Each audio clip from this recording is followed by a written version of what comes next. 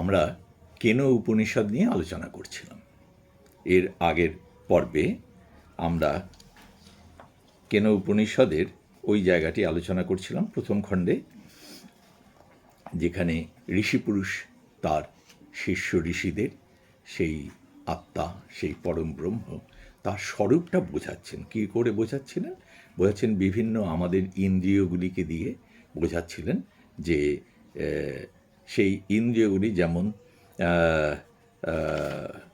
জন্মনুষানমনুতে জেনাহুর মনোমতম তদেব ব্রহ্ম তং বিদ্ধি নেদং যদিদম উপাসতে যৎ চক্ষুষা ন পশ্যতি যেন চক্ষুংসি পশ্যতি ইত্যাদি ইত্যাদি। মন, চক্ষু, কর্ণ, শ্রোত্র, প্রাণ এবং যৎ প্রাণেন ন প্রাণীতি ইত্যাদি, এইগুলি দিয়ে তাকে জানা যায় না। এইগুলি যার দ্বারা চালিত হয়, বলছেন তদেব ব্রহ্ম তং বিদ্ধি। ঋষি ছাত্রদের বোঝাচ্ছিলেন সেই ব্রহ্ম, সেই যে চিৎ শক্তি, আসল সত্তা, সেই সত্তাটি হলো এর পরিচালক। যে এই সমস্ত শক্তিগুলির অন্তঃস্থলে যে পরিচালক সত্তা, ক্রিয়াশীল সত্তা, সেই সত্তাই হলো ব্রহ্ম, সেই সত্তাই হলো আমাদের চৈতন্য। এই বলে উনি এই বোঝাচ্ছিলেন। বোঝাবার পরে এবারে দ্বিতীয় অধ্যায়, পরবর্তী অধ্যায়ে ঋষিপুরুষ এই আত্মা সম্পর্কে এই যে বোঝালেন, এই যে থিওরিটিক্যাল নলেজ, আমাদের তত্ত্বগত যে জ্ঞানটা উনি ঋষি ছাত্রদেরকে দিলেন, দেওয়ার পরে তার মনে হলো যে এটা বলা যে শুধু এই তত্ত্বগত জ্ঞানের দ্বারাই আমরা কিন্তু এই ব্রহ্ম চেতনাকে বা আত্মচেতনাকে ঠিক ঠিক জানতে পারি না। তাই ঋষিপুরুষ কী বলছেন আমরা দ্বিতীয় খণ্ডের থেকে শুরু করি। এটা হচ্ছে কেন উপনিষদের 10 নম্বর শ্লোক। বলছেন, যদি মন্যসে, ঋষিপুরুষ বলছেন, যদি মন্যসে সুবেদ ইতি সুবেদেতি দ্রভ্রমেবাপি নূনং তং বেত্থ ব্রহ্মণ রূপম যদস্য তং যদস্য দেবেশথ নু মীমাংস মেব তে মন্যে বিদিতম। কি বলছেন? বলছেন, যদি মন্যসে সুবেদ ইতি, হ্যাঁ, বলছেন তুমি যদি মনে করো, ছাত্রকে বলছেন, এই তো এত আলোচনা হলো, বলছেন এবারে তুমি যদি মনে করো যে তুমি এই ব্রহ্মকে সুবেদ ইতি, বেদ মানে জানা, সুবেদ, তুমি খুব ভালো বুঝে গেছো, তাহলে কিন্তু তুমি জানবে, বলছেন দভ্রম এবাপি নূনং, মানে তুমি খুব অল্পই জেনেছ। অর্থাৎ ব্রহ্মকে ঠিক এই রকম খালি তত্ত্বের দ্বারা, আলোচনার দ্বারা ব্রহ্মকে ঠিক জানা যায় না। বলছেন যে তুমি যদি এই রকম মনে করো যে তুমি ব্রহ্মকে জেনেছ, খুব জেনেছ, তাহলে খুব জানা হয় না। তুমি জানবে যে তুমি অতি অল্পই জেনেছ। তারপরে কি বলছেন? বলছেন যদস্য তং যদস্য দেবেশথ, হ্যাঁ, যা তুমি জেনেছ, শুধু তুমি জানা নয়, দেবতাদের মধ্যেও যে জ্ঞান আছে, দেবতাদের মধ্যেও, ঋষি পুরুষ দেবতাদেরকেও, দেবতাদের কথাও বলছেন যে যারা দেবত্ব প্রাপ্ত হয়েছেন তারাও সকলে এই ব্রহ্মজ্ঞান তাদের নেই। ব্রহ্মজ্ঞান যে বহু দেবতাদের মধ্যেও নেই, সেইটা আমরা এই কেন উপনিষদের পরবর্তী পর্যায়ে জানব। যাই হোক, এখন ঋষিপুরুষ বলছেন এই ব্রহ্মজ্ঞানটা এতই গভীর, এমন উপলব্ধির বিষয় যে তাকে ঠিক কথা দিয়ে, আলোচনা দিয়ে তাকে জানা যায় না। বলছেন যে তোমার মধ্যে যে জ্ঞান হয়েছে, এমনকি দেবতাদের মধ্যেও যে জ্ঞান আছে, সেই জ্ঞানটাও পুরো সম্যক জ্ঞান নয়। এটা আরও আলোচনার, মীমাংসা সব্য মীমাংসম এব, হ্যাঁ, বলছেন যে আমি মনে করি মন্যে তে মন্যে বিদিতম। ঋষিপুরুষ বলছেন আমি মনে করি এইটা নিয়ে আরও অনেক আলোচনার আছে। যেটুকু আলোচনা করেছি সেটুকু আলোচনাতে এই জ্ঞান হয় না। তারপরে ঋষিপুরুষ কি বলছেন? ঋষিপুরুষ তারপরে শ্লোকে বলছেন, 11 নম্বর শ্লোকে বলছেন, ঋষিপুরুষ নয়, এবারে শিষ্য।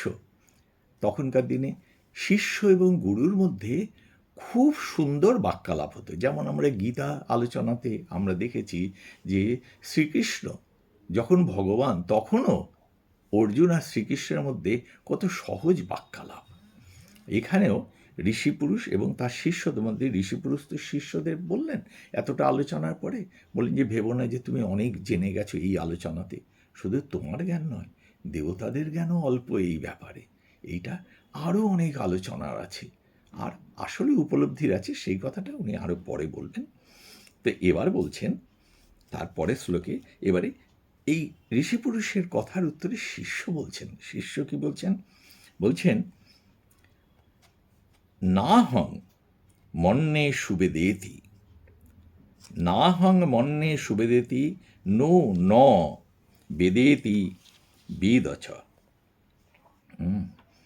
বলছেন যে আমাদের মধ্যে আমরা খুব যে জেনেছি তাও নয়, তাও নয়, আবার আমরা যে একদম জানি না, কেন গুরুর কাছে তারা শুনছেন কথা, শুনলেন কিছুটা, যে ব্যাখ্যা করলেন, বলছেন একেবারে কিছু জানি না তাও নয়, কিন্তু সুবেদেতি, ভালোভাবে জেনেছি তাও নয়। বলছে যে নস্তদ বেদ, যে নস্তদ বেদ তদ্বেদ নো ন বেদেতি বেদ চ। মানে তিনি বলছেন যে আমরা যে জানি না তাও নয়, যা জেনেছি তাও নয়। হ্যাঁ, আর কি, আর আমাদের মধ্যে এইটা যিনি বোঝেন, কোনটা বোঝেন? যে আমাদের অল্প জ্ঞান হয়েছে। হ্যাঁ, এইটা যিনি বোঝেন, বলছেন তিনি ব্রহ্ম সম্পর্কে কিছুটা ধারণা করতে পেরেছেন আমাদের মধ্যে। তাহলে কি কথা হলো? কথা হলো এই তত্ত্বের দ্বারা আমরা একটা আইডিয়া করতে পারি। সেই আইডিয়া করলে কিছু আমাদের যে ধারণা করি, সেই ধারণায় ব্রহ্ম সম্পর্কে একটা আংশিক জ্ঞান হয়, পুরো জ্ঞান কখনো হয় না। সেইটাই ছাত্র, ঋষিপুরুষ প্রথমে বললেন, ছাত্র সেটা স্বীকার করলেন, স্বীকার করে বললেন, ঋষি ছাত্রেরা তারা বললেন যে হ্যাঁ, আমরা যে একেবারে জানি না, আপনার সঙ্গে এই যে আলোচনা হলো তা নয়, কিছুটা আমরা বুঝেছি, কিন্তু আমরা একেবারে জানি না তাও নয়, কিছুটা বুঝেছি, আর এই যে কিছুটা বুঝেছি, এইটা বুঝলে আমাদের মনে হয় যে আমরা ব্রহ্ম সম্পর্কে কিছু অন্তত জেনেছি। একেবারে জানি না তাও না, কারণ ব্রহ্মকে পুরো জানা সম্ভবপরই নয়। হ্যাঁ, আর আলোচনার দ্বারাও ব্রহ্ম সম্পর্কে একটি ধারণাই হয়, উপলব্ধি হয় না। এরপরে এই ছাত্রের উত্তরে পরে ঋষিপুরুষ খুব সুন্দরভাবে এই কথাটিকেই একটা কাব্যময়ভাবে বললেন। 12 নম্বর শ্লোকে কি বললেন? বললেন, যস্যামতং তস্য মতং মতং যস্য নবীদশ, যস্যামতং যস্য অমতং তস্য মতং মতং যস্য নবীদশ, অবিজ্ঞাতম বিজানতাং বিজ্ঞাতম অবিজানতাম। ঋষিপুরুষ তখন বললেন ছাত্রদেরকে, শিষ্যদের, হ্যাঁ তোমরা ঠিক বলেছ। এই যে মনে করে আমি ব্রহ্মকে জেনে গেছি, সে আসলে কিছুই জানে না। হ্যাঁ, আর যে মনে করে যে আমি ব্রহ্মকে তেমনভাবে জানতে পারিনি, সেই আসলে কিছুটা হয়তো জানে। বলছেন অবিজ্ঞাতম বিজানতাম, যিনি মনে করেন যে আমি অবিজ্ঞাত, হ্যাঁ ব্রহ্মকে জানা যায় না, তিনি সঠিক বুঝেছেন ব্রহ্ম কি। আর যারা বলে বিজ্ঞাতম অবিজানতম, যারা বলে যে আমরা বুঝেছি জেনেছি, তারা কিছু জানেন না। কেন ব্রহ্ম ওই রকম সাধারণ বস্তু, জানার বস্তু নন। ব্রহ্ম হচ্ছেন উপলব্ধির, আত্মোপলব্ধি, তিনিই ব্রহ্ম। যদি সত্যি বোঝা যায়, আমরা পরে দেখব, তাহলে আমরা বুঝব যে অহং ব্রহ্মাস্মি, আমি ব্রহ্ম। আমি আলাদা করে তাকে জেনেছি এ কথা বলা যায় না। আমি কি বলতে পারি আমি আমাকে জেনেছি? আমি যখন নিজেকে উপলব্ধি করি তখন বুঝি আমি ব্রহ্ম তাই। তো এইখানে এই 12 নম্বর শ্লোকে ঋষি পুরুষ বলছেন যে যস্য মতং তস্য মতং মতং যস্য নবেদশ, যে বলে যস্য অমতং, যে বলে আমি জানি না, তস্য মতং সেই হয়তো জানে, হ্যাঁ, মতং যস্য নবেদশ, যে মনে করে যে আমি জানি সে জানে না। আর যে বলে যে আমি জেনে গেছি, অবিজ্ঞাতম বিজানতম, বিজ্ঞাতম অবিজানতম, যে বলে আমি জেনে গেছি সে জানেনি ব্রহ্ম কি।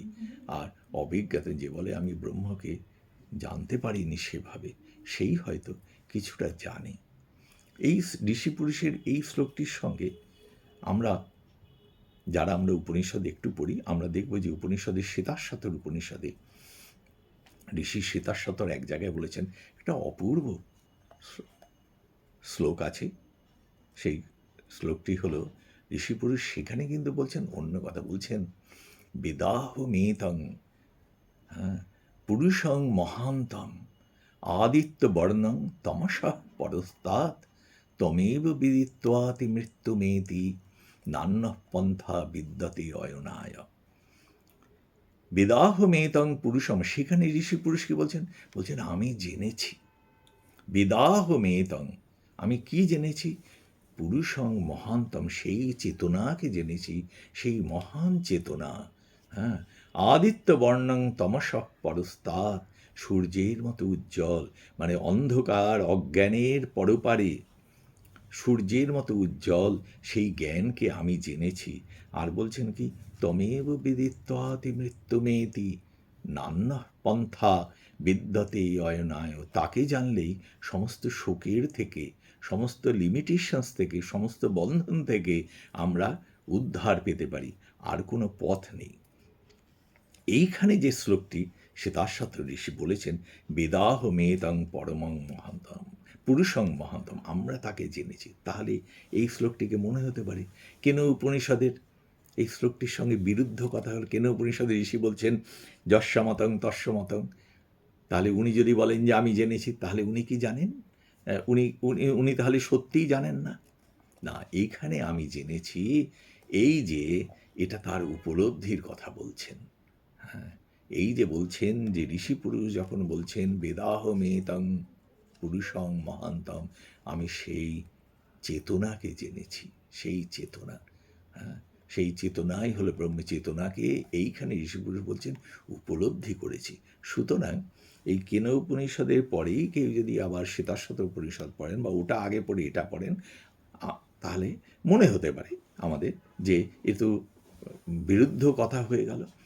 না, বিরুদ্ধ কথা নয়, অর্থটি আলাদা। ওইখানে যখন বলছেন ঋষিপুরুষ বেদাহ মেতং, তখন উনি ঋষিপুরুষ তার উপলব্ধির কথা বলছেন। হ্যাঁ, সেই উপলব্ধি তো শুধুই তাকে জেনেছি তা নয়, ঋষিপুরুষ বলছেন তমেব বিদিত্বাতে মৃত্যুমেতি নান্য পন্থা বিদ্যতে, তার সম্পূর্ণ উপলব্ধি, জীবন সম্পর্কে সম্পূর্ণ উপলব্ধি, বিশ্ব জগৎ সম্পর্কে উপলব্ধির কথা বলছেন, বলছেন যে আমি তাকে জেনেছি, অর্থাৎ আমি তাকে উপলব্ধি করেছি। আর এইখানে ঋষিপুরুষ যখন বলছেন যে অবিজ্ঞাতম বিজানতাং বিজ্ঞাতম অবিজানতাম, এখানে উনি তাত্ত্বিক আলোচনার ভেতরে জানার কথা বলছেন। সুতরাং এই দুটি আলোচনার মধ্যে, এই দুটি কথার ভেতরে তফাৎ আছে, ওই জানা আর এই জানা, ওটা উপলব্ধি আর এটা হলো তাত্ত্বিক। সুতরাং এইটা নিয়ে আমাদের মধ্যে যেন কোনো ভ্রান্তি না যে এখানে ঋষি পুরুষ যা বলছেন সেটা আর একটা উপনিষদের কথার বিপরীত। কেমন? তো এইখানে বলছেন অর্থাৎ তাত্ত্বিক আলোচনায় যে তাকে জানা যায় না, সেটা আমরা মুণ্ডক উপনিষদেও দেখেছি। হ্যাঁ, নায়মাত্মা প্রবচনেন লভ্য ন মেধয়া বহুনা শ্রুতেন, হ্যাঁ, তমে বৈশ্য বৃণতি তেন লভ্য যেন লভ্য, তারপর একটা এক্ষুনি মনে পেয়েছে, তমে যমে বৈশ্য বৃণতি তেন লভ্য, মনে পড়ছে না, পরে বলবো, মনে পড়লে, হাতের কাছে এখন নেই। তা ওই যে নায়মাত্মা প্রবচনেন লভ্য ন মেধয়া ন বহুনা শ্রুতেন, মুণ্ডক উপনিষদে ঋষিপুরুষ বলছেন সেই প্রবচন দ্বারা তাকে পাওয়া যায় না। ন মেধয়া, অ্যানালিটিক্যাল ইন্টালেকচুয়াল অ্যানালিসিসে তাকে পাওয়া যায় না।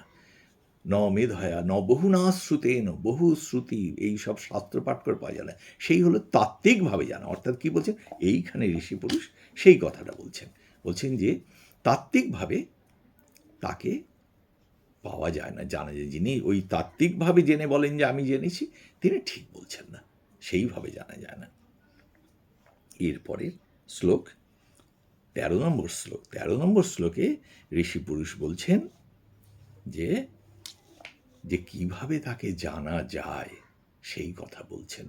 বলছেন প্রতিবোধ বিদিতং মতম অমৃতত্বং হি বিন্দতে।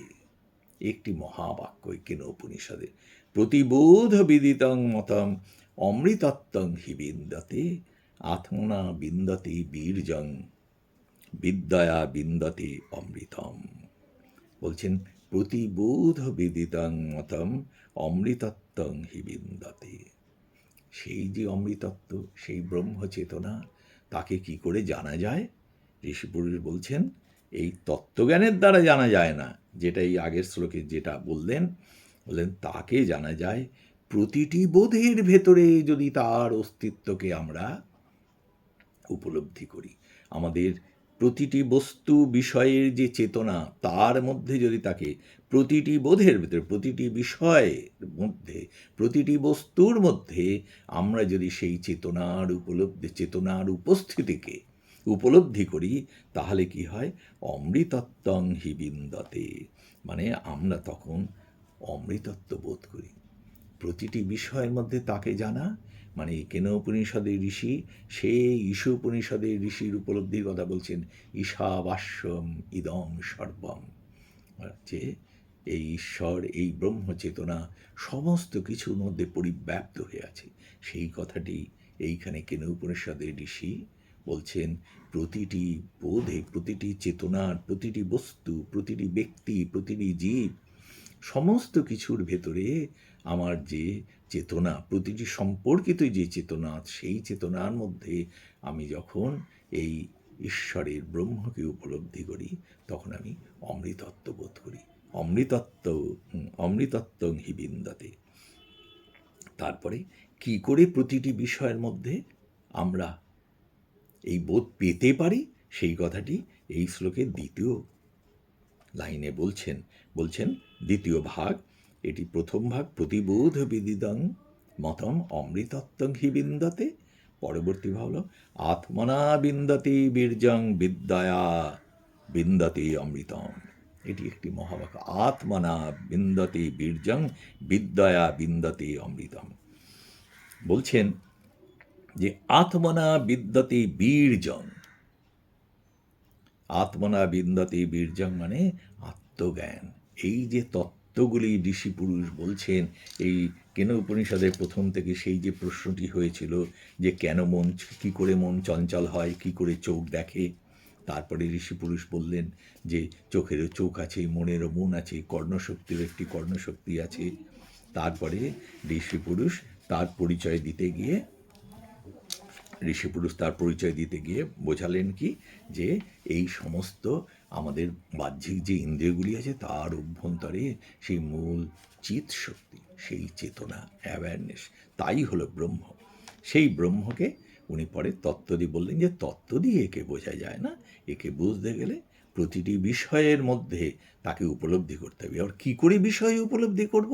ঋষি পুরুষ সেই কথা বলছেন আত্মনা বিন্দতে বীর্যং বিদ্যয়া বিন্দতে অমৃতম। আত্মনা অর্থাৎ এই যে তত্ত্বজ্ঞান হলো, এই তত্ত্বজ্ঞান যদি আন্তরিকভাবে হয়, ঠিক তত্ত্বজ্ঞান হয়, তাহলে এই তত্ত্বজ্ঞান, এই আত্মজ্ঞান থেকে আমাদের শক্তি উৎপন্ন হয়। বীর্য মানে হচ্ছে শক্তি উৎপন্ন হয়। এই সাধনার জন্য শক্তি দরকার। সেই ঈশ্বর চেতনাকে উপলব্ধি করতে গেলে বীর্যের প্রয়োজন। বীর্য অর্থ কি? বীর্য অর্থ হলো নিষ্ঠা, একাগ্রতা এবং তপস্যার শক্তি। ওই যে মুণ্ডক উপনিষদের কথাটা বললাম যে নায়মাত্মা প্রবচনেন লভ্য, তারপরে আরেকটি শ্লোক আছে, সেখানে বলছে নায়মাত্মা বলহীনেন লভ্য। এই বীর্যের কথা সেই মুণ্ডক উপনিষদে ঋষি পুরুষ বলেছেন নায়মাত্মা বলহীনেন লভ্য ন চ প্রমাদাত তপসো বাপ্যলিঙ্গাত। এতৈর উপায়ের যতত যস্তু বিদ্যাংস্তস্যৈষ আত্মা লভতে ব্রহ্মধাম। হ্যাঁ, বলছেন যে বীর্যের দ্বারা বীর্যং আত্মনা বিন্দতে বীর্যং, সেখানে মুন্ডক উপনিষদে ঋষিপুরুষ বলছেন নায়মাত্মা বলহীনেন লভ্য। শক্তির দরকার।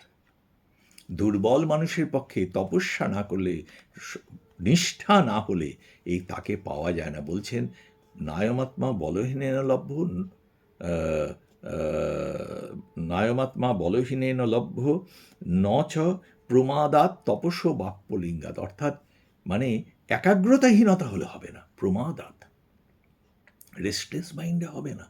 এইখানে ঋষি পুরুষ তাই বলছেন যে এই রকমভাবে একাগ্র মনে শক্তির সঙ্গে সাধনা করলে, শক্তির সঙ্গে সাধনা করলে, এবং এই যদি আসক্তিহীন হয়ে, ওই মুন্ডক উপনিষদ বলছেন ন চ প্রমাদাত তপস্য বাপ্যলিঙ্গা, তপস্য বা অপি অলিঙ্গাত, মানে তপস্যা যে করতে হবে, তপস্যা হচ্ছে আসক্তিহীন হয়ে বৈরাগ্যের সাথে তপস্যা করতে হবে। এতই উপায়ের যতত জস্তু, মানে এত উপায়গুলো জেনে, এত উপায়গুলো, এতই উপায়ের যতত জস্তু, এই পদগুলি জেনে, জেনে কি এতই উপায়ের যতত জস্তু বিদ্যাংস তস্যৈষ বিশতে ব্রহ্মধাম। এইগুলি জেনে যে বিদ্বান ব্যক্তি, জ্ঞানী ব্যক্তি, তিনি সাধনা করবেন বিশতে ব্রহ্মধাম, তারই চেতনা সেই ব্রহ্ম চেতনায় উপনীত হয়।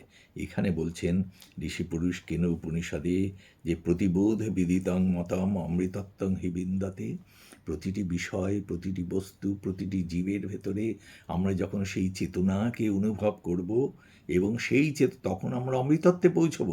আর সেই চেতনা অনুভব করতে গেলে আমাদের আত্মজ্ঞানের দ্বারা সেই বীর্য লাগবে। আমাদের মধ্যে আত্মজ্ঞান হলেই বীর্য আমাদের হৃদয় থেকে উৎসারিত হবে। বলছেন বিদ্যয়া বিন্দতে অমৃতম, আত্মনা বিন্দতে বীর্যং, বিদ্যয়া বিন্দতে অমৃতম। সেই শক্তির দ্বারা আমরা কি করব? আমরা সেই অমৃতত্বে পৌঁছব। ঋষি পুরুষের কি আকুলতা, আমরা সবাই যেন সেই অমৃতত্বে পৌঁছই। সেই অমৃতত্বে যাতে আমরা পৌঁছতে পারি, তার জন্য ঋষি পুরুষ বলছেন যে কিভাবে আমরা সেখানে পৌঁছতে পারি। এই শ্লোকটি, এই প্রতিবোধ বিদিতং মতম অমৃতত্বং হি বিন্দতে, আত্মনা বিন্দতে বীর্যং, বিদ্যয়া বিন্দতে অমৃতম, একটি গোল্ডেন শ্লোক। এই কেন উপনিষদের মহাবাক্য বলবো। এরপর ঋষি পুরুষ বলছেন কি?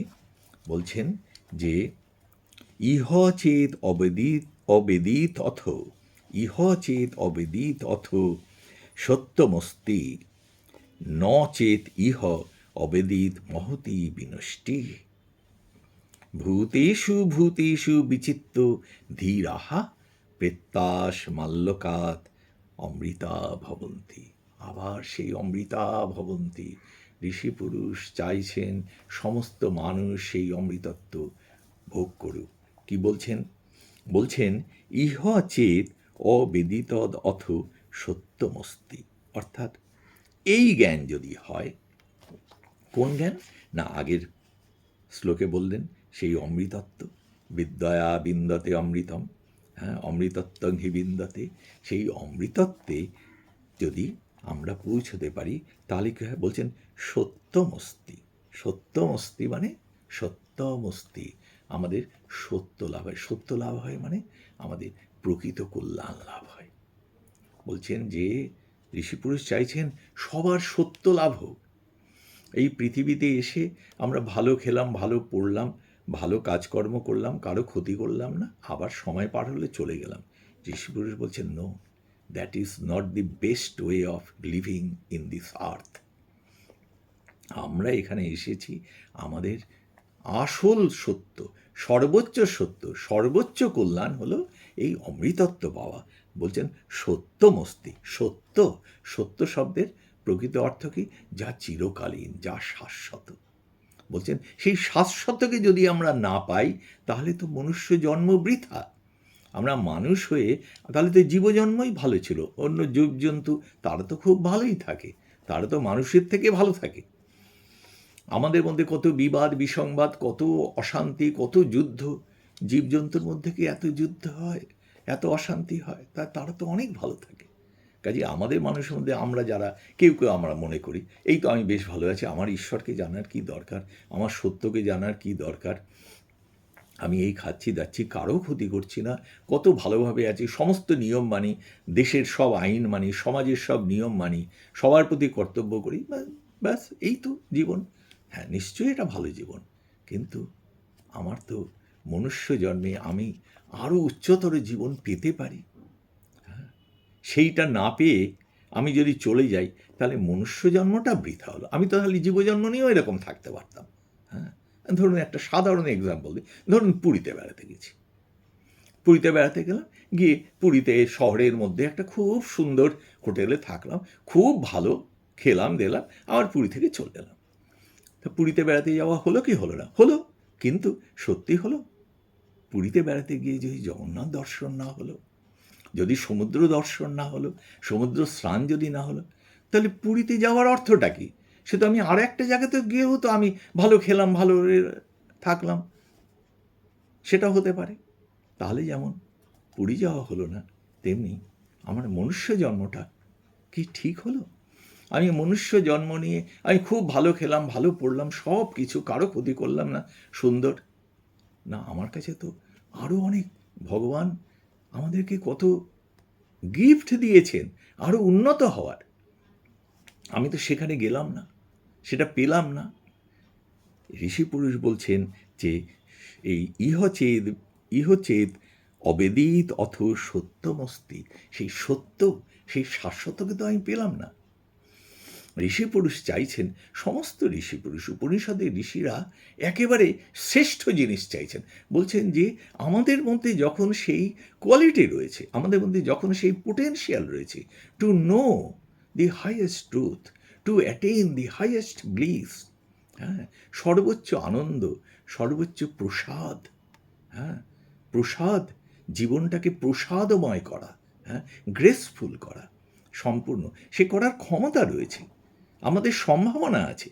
আর আমরা যদি সেটা না করি, যেটা শাশ্বত জীবনবোধ আমরা পেতে পারি, এই যে ক্ষণস্থায়ী জীবন, আমরা আজ আছি কাল নেই, ক্ষণস্থায়ী জীবনের মধ্যে আমি যদি শাশ্বত জীবনবোধকে উপলব্ধি করতে পারি, সেই ক্ষমতা আমার আছে, সম্ভাবনা আছে। আর তাই যদি না করি, তাহলে ঋষিপুরী বলছেন, তার এই প্রথম শ্লোকের দ্বিতীয় অংশে বলছেন, এই ইহচেদ অবেদিত অথ সত্যমস্তি, তা বলছেন ন চেদ ইহ অবেদিত মহতি বিনষ্টি।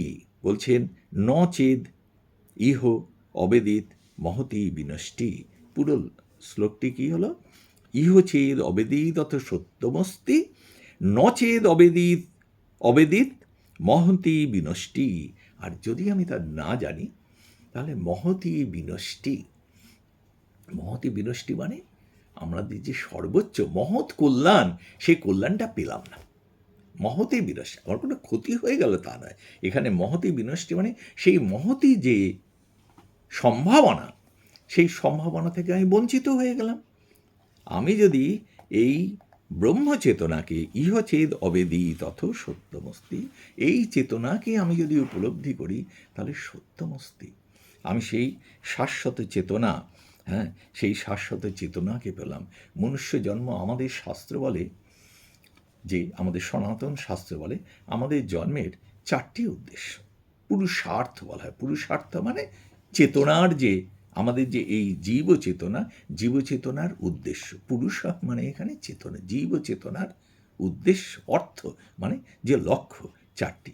আমরা বলি ধর্ম, অর্থ, কাম এবং মোক্ষ।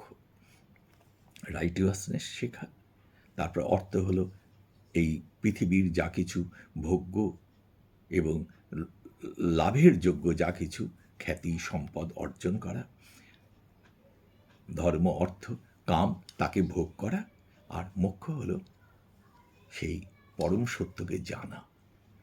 এই হলো পুরুষার্থ। হ্যাঁ, এ শুধু ভোগ করা নয়, নট অনলি রাইটিয়াস নলেজ নেওয়া, রাইটিয়াসলি ওয়েলথ অ্যাকোয়ার করা অ্যান্ড রাইটিয়াসলি এনজয় করা, সেটাই শেষ নয়। শেষটি হলো খুব গুরুত্বপূর্ণ, সেইটি হলো সত্য, যা চিরকালীন। এগুলো তো আজ আছে কাল নেই। কিন্তু সেই মোক্ষ, মোক্ষ মানে কোনো স্বর্গলাভ নয়।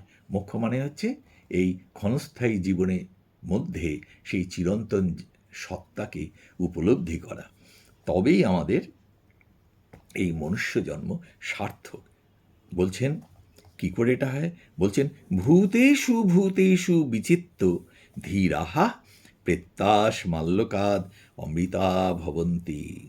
বলছেন ভূতেষু ভূতেষু বিচিত্তা, মানে প্রতিটি বিষয়, প্রতিটি বস্তুর মধ্যে, ওই যে আমরা এর আগের পড়লাম যে প্রতিবোধ বিদিতং মতম অমৃতত্বম হি বিন্দতে, প্রতিটি বিষয়, প্রতিটি বস্তুর চেতনার মধ্যে আমরা ঈশ্বর চেতনা উপলব্ধি করা, সেই কথাটিকেই ঋষি পুরুষ বলছেন এখানে ভূতেষু ভূতেষু বিচিত্তা। বলছেন ধীরাহা, অর্থাৎ জ্ঞানী ব্যক্তি। কাকে জ্ঞানী বলছেন? যিনি ভূতেষু ভূতেষু বিচিত্তা, তাকে বলছেন জ্ঞানী। বলছেন তোমরা সবাই জ্ঞানী হও, অজ্ঞানী হয়ে কেন থাকছ? তোমরা সবাই এই ব্রহ্ম চেতনাকে উপলব্ধি করো, জীবচেতনার সঙ্গে ব্রহ্ম চেতনাকে উপলব্ধি করো। বলছেন ধীরাহা, অর্থাৎ সেই জ্ঞানী যারা, তারা ভূতেষু ভূতেষু বিচিত্তা, প্রতিটি প্রতিটি বস্তুর ভেতরে, প্রতিটি জীবের ভেতরে তাকে চিন্তা করে, তাকে উপলব্ধি করে, বলছেন প্রেত্যাস মাল্যকাদ অমৃতা ভবন্তি। অর্থাৎ কি বলছেন? অস্মাৎ লোকাৎ প্রেত্তা প্রেত্য অমৃতা ভবন্তি, মানে এই লোক থেকে প্রেতলোকে গিয়ে, প্রেতলোকে গিয়ে তাকে ভোগ করা। প্রেতলোকে গিয়ে মানে মৃত্যুর কথা নয়, এই ব্যবহারিক জীবনবোধের ঊর্ধ্বে যাওয়া, এই ব্যবহারিক জীবনবোধ, ট্রান্সাকশনাল ওয়ার্ল্ড, যার ভেতরে আমরা মুগ্ধ হয়ে পড়ে আছি।